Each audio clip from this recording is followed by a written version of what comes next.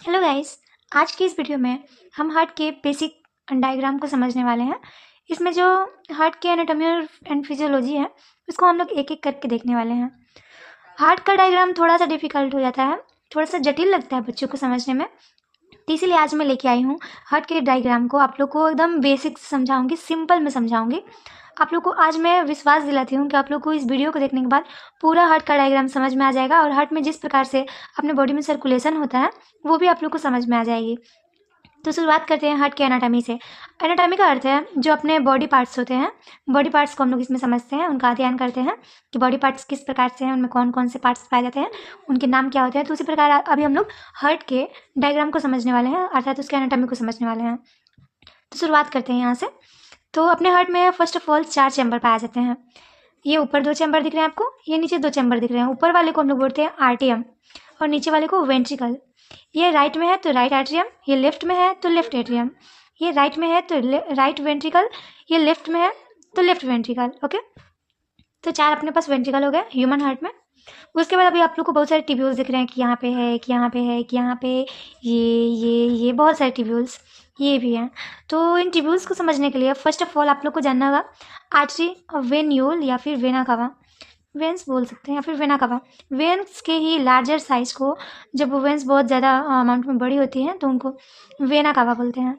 Okay, ये दोनों एक ही है। तो हम लोग देखते हैं कि आर्टरी और वेन में डिफरेंस क्या है। बेसिक सा डिफरेंस है। अपना जो ह्यूमन हार्ट है, ह्यूमन हार्ट से बॉडी के अदर पार्ट्स में जो टिब्यूल्स ब्लड का ट्रांसपोर्टेशन करते हैं, समझिए, हार्ट से अदर पार्ट में जो टिब्यूल्स ब्लड का सर्कुलेशन करते हैं उन्हें आर्टरी बोलते हैं।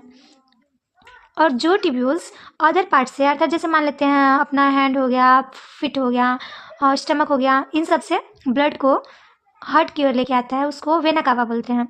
और हार्ट से अदर पार्ट्स की ओर लेके जाते हैं उनको आर्टरी बोलते हैं।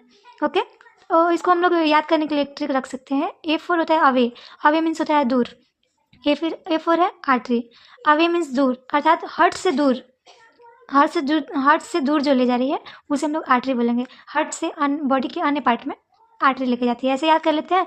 तो अगर हम लोग का एक याद हो गया तो दूसरा तो बेसिक है, याद ही हो जाएगा। ओके, तभी हम लोग देख रहे हैं। सबसे पहले ये अपना है राइट एट्रियम।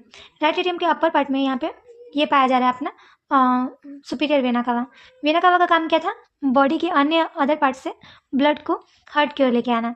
तो superior vena cava heart level से जितने भी ऊपर के बॉडी पार्ट्स होते हैं, जैसे अपने हैंड्स हैं दोनों, उसके बाद अपना हेड है, नेक है, नोज़ है, आइज है, उन सारे से ब्लड को कलेक्ट करके, अर्थात सुपीरियर मीन्स ऊपर, हार्ट के ऊपर लेवल के जो बॉडी पार्ट्स हैं, बॉडी ऑर्गन्स हैं, उनसे कलेक्ट करके ब्लड को हार्ट में लाने का काम जो करता है वो अपना सुपीरियर वेना कावा करता है। इसी प्रकार से हार्ट लेवल से नीचे का जो बॉडी ऑर्गन है उनसे कनेक्ट करके इन्फीरियर वेना कावा हार्ट में ब्लड को लेके आता है। ये ब्लड डीऑक्सीजनेटेड है। डीऑक्सीजनेटेड अर्थात इसमें कार्बन डाइऑक्साइड है, ऑक्सीजन नहीं है। ठीक है, इसके बाद ऑक्सीजन का यूज हो चुका है क्योंकि ये टिश्यू के पास जा चुके हैं और उनसे अपना ये वेना कावा कलेक्ट करके लेके आ रहा है। ओके, तो ये अपना राइट एट्रियम में जब फिलअप होगा ब्लड वेना कावा के थ्रू, ऊपर वाला और नीचे वाला दोनों भर देगा। उसके बाद ये यहाँ पे अपना एक वॉल्व पाया जाता है। इस वॉल्व का नाम है ट्राइकस्पिड वॉल्व। ट्राइकस्पिड वॉल्व यहाँ पे प्रेशर जनरेट होने की वजह से ओपन होगा और सारा ब्लड इस राइट वेंट्रिकल में आएगा। अब राइट वेंट्रिकल में जब अपना ब्लड फिल हो जाएगा तो ये राइट वेंट्रिकल से ब्लड यहाँ पे जो आप लोग देख रहे हैं पल्मोनरी आर्टरी में जाएगा। पल्मोनरी आर्टरी का यहाँ पे जो है एक वॉल्व पाया जाता है जिसको पल्मोनरी वॉल्व बोलते हैं। ये पल्मोनरी वॉल्व ओपन होता है और सारा ब्लड पल्मोनरी आर्टरी में चला जाता है। आर्टरी है तो आप लोग को तो पता ही होगा कि आर्टरी तो ब्लड को हार्ट से दूर ले जाता है।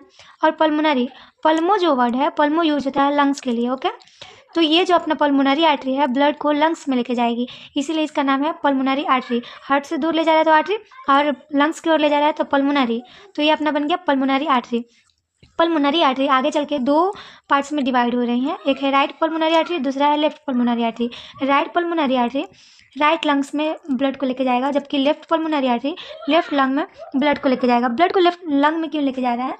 क्योंकि अपना जो यहाँ पे ब्लड था वो डीऑक्सीजनेटेड था, तो उसको प्यूरिफाई करने के लिए लंग्स में लेके जा रहे हैं। वहाँ पे आप लोग तो जानते हैं कि जब हम लोग रेस्पायरेशन करते हैं अर्थात सांस लेते हैं तो ऑक्सीजन को अंदर की ओर खींचते हैं। तो ऑक्सीजन को अंदर जब हम लोग खींचते हैं तो ऑक्सीजन अपने लंग्स में आता है। तो ये ब्लड जब लंग्स में जाएगा तो वो वहाँ पे कार्बन डाइऑक्साइड को छोड़ेगा और ऑक्सीजन को कलेक्ट करके ब्लड को ऑक्सीजनेटेड करके इन दोनों वेन्स अर्थात पल्मोनरी वेन्स हैं ये, क्योंकि ये लंग्स से लेके आ रही है ना, तो इनको पल्मोनरी वेन्स बोलते हैं। तो पल्मोनरी वेन्स के थ्रू लेफ्ट आर्टरी में ब्लड को लेके आएगा। अब यहाँ पे जो अपना ब्लड है वो ऑक्सीजनेटेड है क्योंकि ये लंग से होके आ रही हैं। अब ये ऑक्सीजनेटेड ब्लड है तो इन्हें बॉडी के अदर्स पार्ट में ले जाने होंगे। तो अदर पार्ट्स में यहीं से नहीं जाते हैं, ब्लड में सर्कुलेट होते हुए जाते हैं। तो आइए देखते हैं कैसे जाते हैं। ये अपना पल्मोनरी वेन हो गया जो कि लंग से ब्लड को लेके आया। जब यहाँ पे प्रेशर जनरेट हुआ तो यहाँ पे भी एक वॉल्व पाया जाता है जिसको डाइकस्पिड वॉल्व बोलते हैं। डाइकस्पिड वॉल्व, इसका दूसरा नाम